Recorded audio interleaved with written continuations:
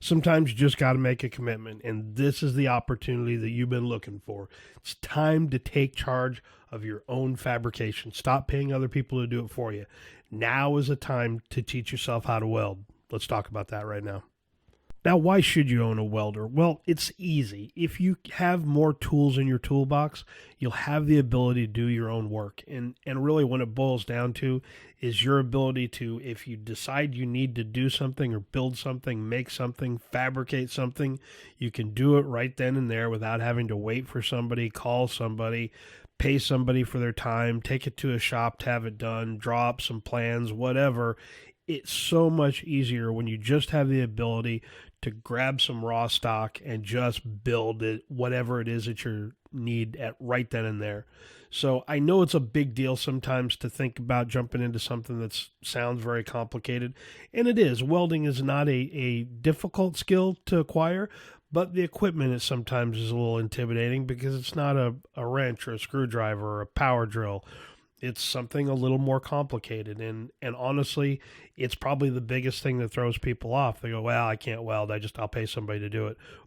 Teach yourself to. It's not that complicated. There are thousands of videos out there on YouTube of how to weld for beginners, and very bluntly, that's where I started with it 10 years ago, is just picking up a good cheap welder and watching some YouTube videos and practicing till I got it down. So let's talk about some equipment and where's a good place to start.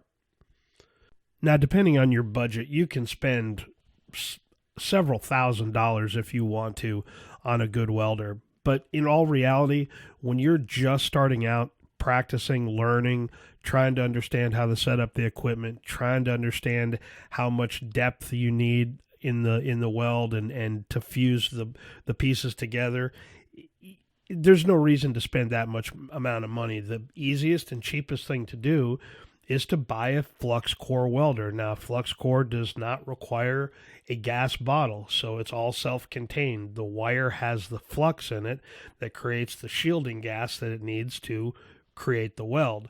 So as far as equipment goes, that's the best place to start. And you can look at your favorite store.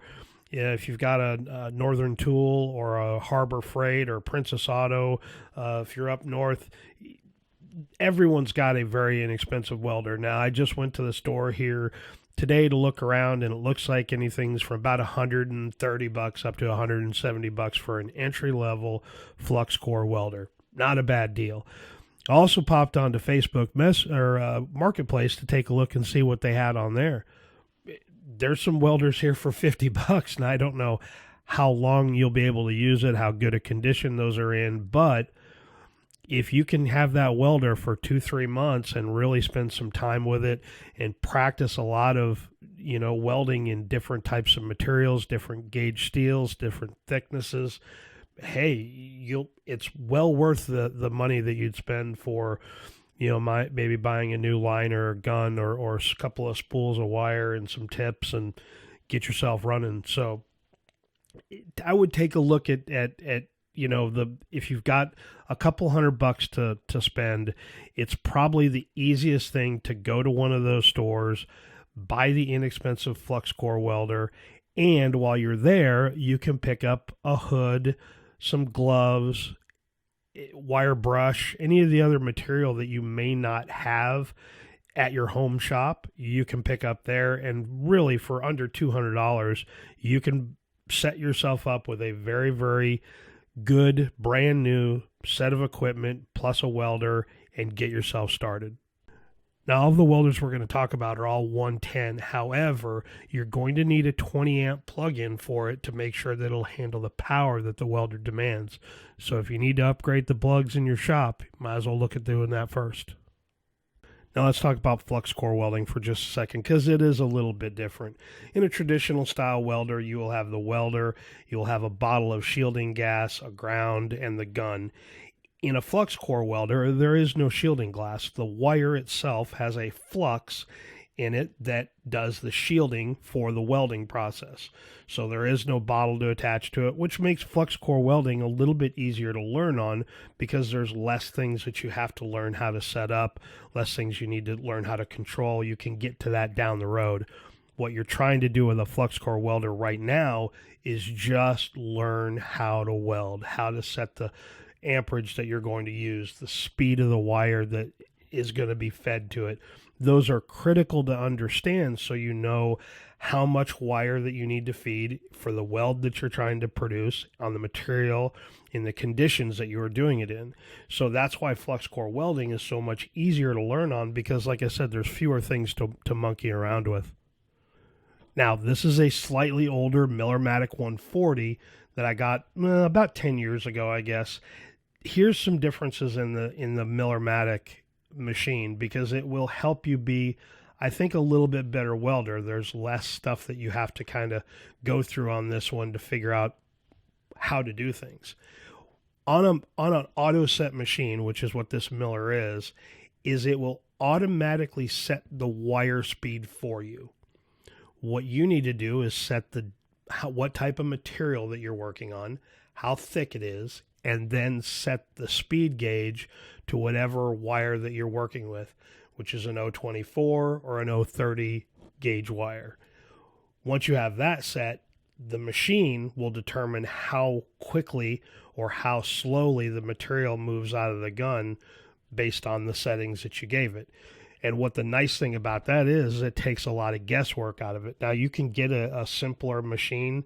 These auto set machines from Miller are fairly expensive, but the nice thing about it is I think it makes you a little bit better welder, because again, it takes some guesswork out of it. You don't have to, determine one of the critical things to it, and that's the speed of the material coming out of there.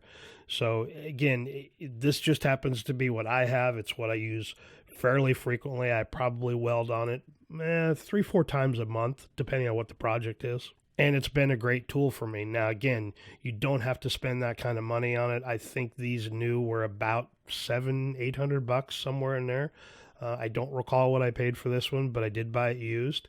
And, it's been a solid, healthy machine for me for, around that 8 to 10 years, I guess. So again, it's just all really depends on what you're working on. And like I said, there are thousands of videos out there on how to do all that and how to, work that process. And absolutely go out and start watching those. Watch them before you make the decision to buy a welder. You will certainly have much more understanding of what you're going to be jumping into, and hopefully it'll give you a little bit of confidence, because again, it's not that complicated of a deal. So really it all just depends on what you're working on and what you need it for. Now for me, this one is perfect. I don't need anything else. Would I like to have a TIG machine? Absolutely.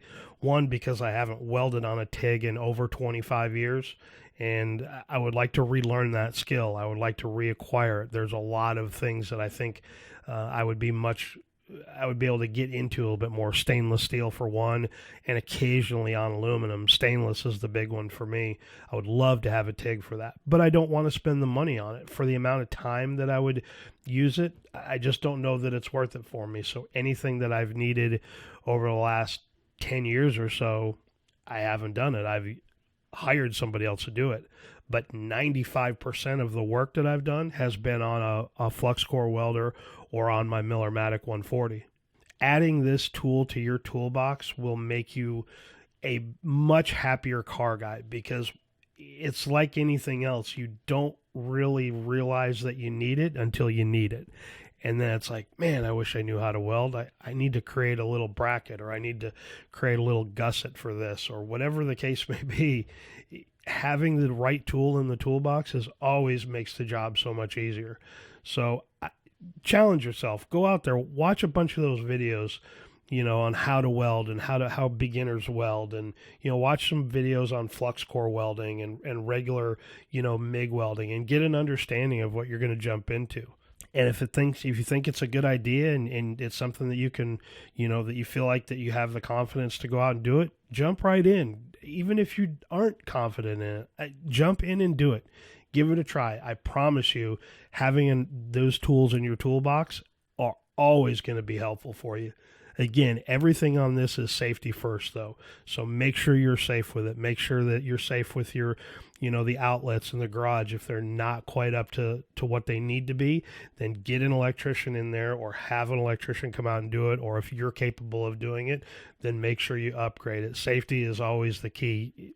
Nothing is important than walking away out of the garage when you're done. You can't do that if you're hurt.